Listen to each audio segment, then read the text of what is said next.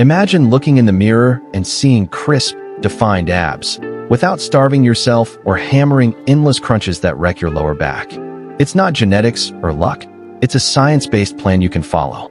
In this video, we'll break down exactly how to reveal and build your six-pack, the body fat targets that make abs visible, the exercises that actually grow your rectus abdominis and obliques, how to use progressive overload for your core, yes, heavy ab work, and the nutrition, NEAT, and recovery habits that make definition stick.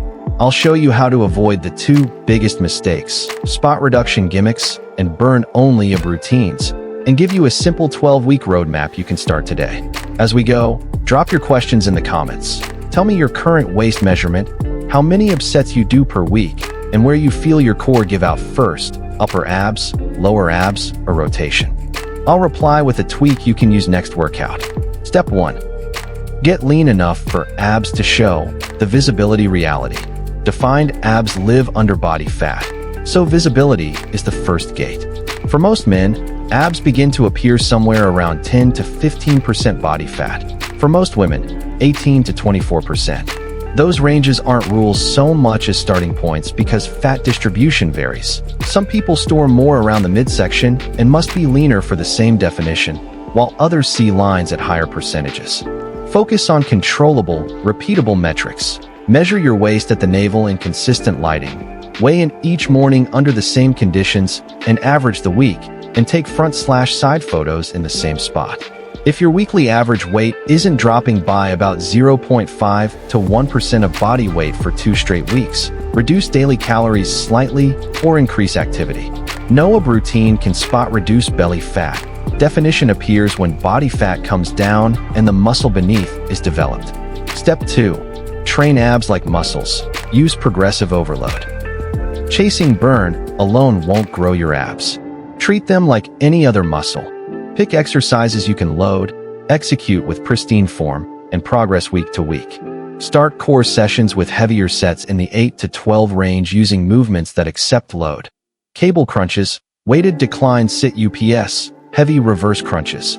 Then finish with higher rep work in the 12, 20 plus range to build metabolic stress with jackknives, bicycle crunches, hollow rocks, or controlled long lever planks. Add a small amount of weight, or 1 rep each week when your technique stays perfect. This mixed approach works because the rectus abdominis and obliques have a balanced fiber profile. They respond to both high tension and higher rep volume. Step 3. Choose abdominant movements, not just big compounds. Heavy squats, deadlifts, and presses are great, but they don't sufficiently load the rectus abdominis compared with direct ab work. To bias the abs instead of the hip flexors, use spinal flexion for upper ab emphasis. Cable crunches, weighted crunches, and decline sit UPS executed by rib cage to pelvis. For lower ab emphasis, prioritize posterior pelvic tilt before leg movement with reverse crunches, hanging knee or leg raises, and lying leg raises lowered slowly. Strengthen deep core and anti-extension capacity with ab wheel or stability ball rollouts and long lever planks, and build obliques with anti-rotation drills like the Palloff press, cable chops, and farmer carries. These choices maximize abdominal tension, protect the lumbar spine, and produce visible development faster. Step 4. Master pelvic control and range of motion. Lower ab training often fails because the hip flexors take over while the lower back arches. Recenter the work into your abs by mastering posterior pelvic tilt. On reverse crunches, bend the knees and curl the pelvis first so the tailbone lifts a few centimeters before the thighs move. Lower for 3 controlled seconds without letting the low back peel off the pad. On hanging knee raises, set the shoulders, exhale gently to brace, tuck the tailbone, then raise the knees only as far as your lumbar spine stays flat. No swinging. If these still collapse your position, regress to dead bug variations and rebuild control from the floor. Better control beats bigger ranges done poorly. Step 5. Program smart volume and weekly frequency. Most lifters grow best with 8 to 15 hard sets of direct ab work per week, spread across 2 to 4 sessions.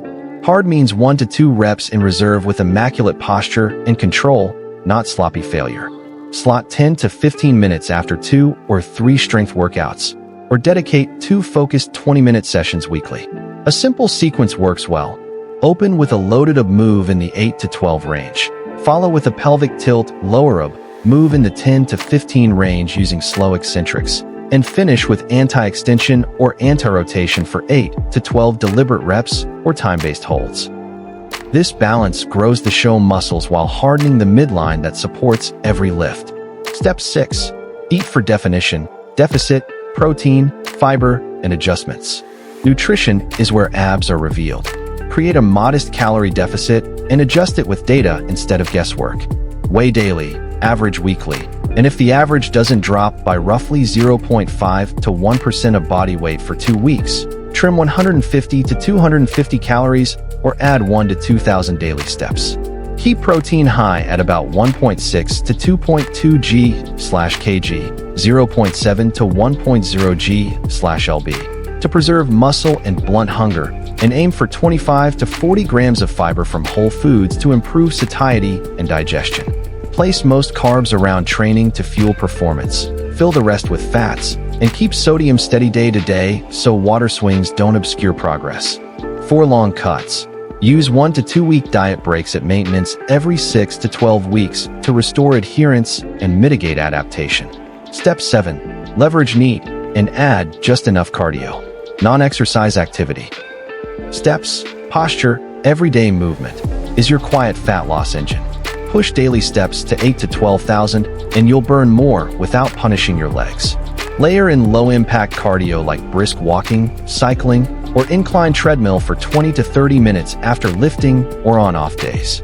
If recovery is solid, sprinkle 1 or 2 short HIIT sessions weekly, but keep intensity and volume low enough that they don't compromise leg training. Cardio should amplify your deficit and health, not cannibalize performance. Step 8. Minimize bloat and sharpen presentation. A softer midsection overnight is often water, not fat. Big sodium swings, high-carb refeeds, menstrual cycle shifts, poor sleep, and large late-night fiber loads can blur definition. Keep sodium consistent, spread fiber across meals, manage stress, and prioritize 7 to 9 hours of sleep. For posture and ribcage control that refines your silhouette, finish a few sessions with brief hollow body holds or controlled vacuums. They won't build thick abs by themselves, but they teach midline tension that shows in photos and under the bar. Step 9. Breathe and brace. Build a functional, protective core. Your core is a pressure system as much as a six-pack. Learn 360-degree breathing so your belly, obliques, and lower ribs expand as you inhale, then brace as if preparing for a gut punch before you move. This intra-abdominal pressure stabilizes your spine during squats, deadlifts, and presses, and helps your aesthetic work translate to safer, heavier lifting. Keep anti-extension moves like rollouts and long lever planks and anti-rotation drills like pal-off presses in the mix so your abs learn to resist motion, not only create it. Step 10. Recover and periodize, a simple 12-week framework. Progress hinges on consistency and recovery. Sleep 7 to 9 hours. Keep alcohol modest. Hydrate until urine stays pale, and plan deloads when needed. For a clean 3-block framework, use weeks 1 to 4 to run a heavy triset after 2 or 3 full-body sessions. Cable crunches for 3 sets of 8 to 12.